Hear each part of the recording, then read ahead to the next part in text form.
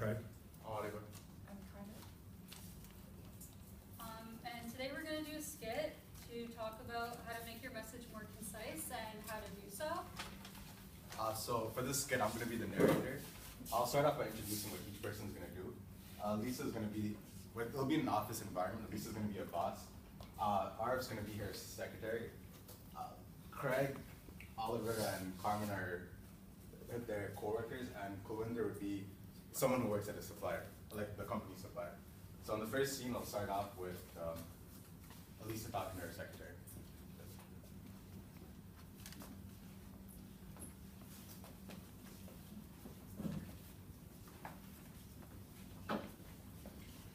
Hi, boss. Hi, I'm just stepping out of the office for a few minutes. I have a lot of paperwork to do. Okay. So I need you to send through an email to Carmen for me that I was supposed to do myself.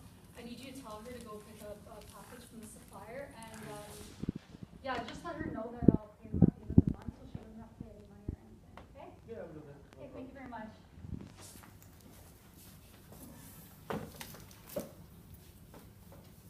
Okay. Yeah. How's it going? Can I please send one email to Carmen Okay. to pick up one parcel from our supplier? Tell her that we will send a check at the end of the month. Okay, I can do that. Yeah, no problem. Hey, Arif, I got. So at this point, Arif, instead of doing what his boss asked him to do, he was being lazy and told his coworker Craig to do the work.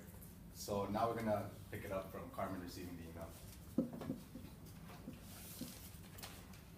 What?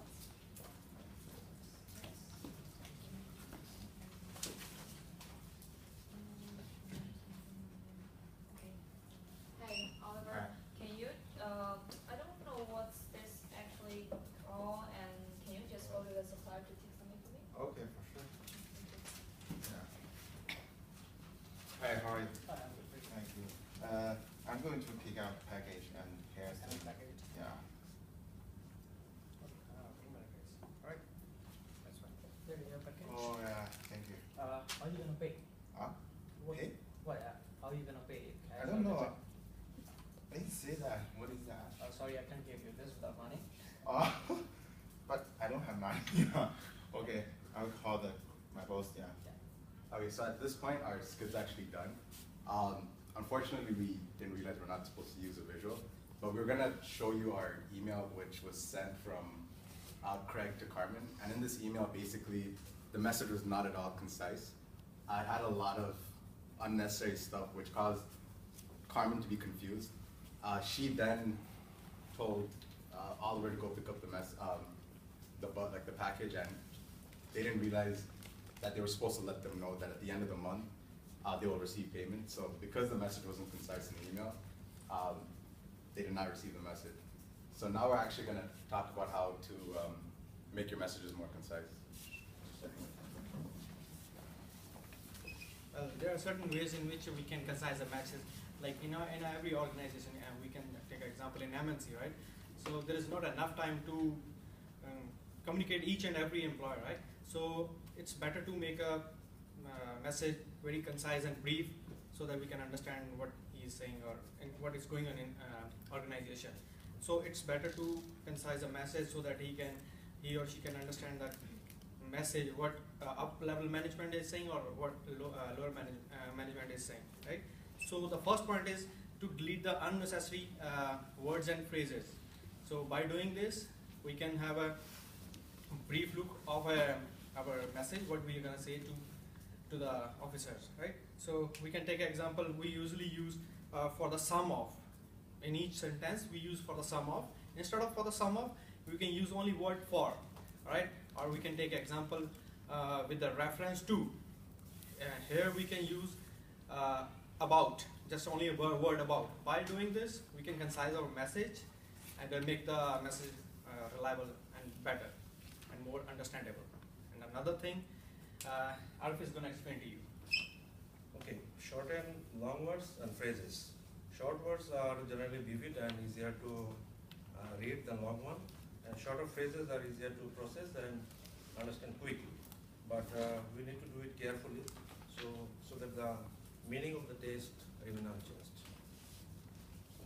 And I'm doing eliminates redundant redundancies are groups of words that say the same thing twice.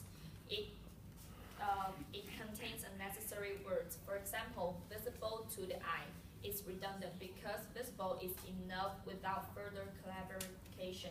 To the eye adds nothing. Repeating words or idea unnecessarily risks boring or confusing the reader.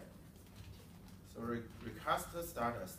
A good starter is very useful if you start a sentence with an indefinite pronoun such as it or there. You can probably rephrase that the sentence to make it shorter. And for example, we believe it's a stronger opening than it is believed that. Okay. So in conclusion, it's important to make your messages more concise when communicating with others so that they can easily understand you. And thus, if you do that, you'll easily avoid miscommunicating with others. And as already explained by Kulwinder, Arif, Carmen, and Ali, you can do these 4 things. You can remember these 4 keys by deleting unnecessary words and phrases, shortening long words and phrases, eliminating redundancies, and recasting it is and there are starters.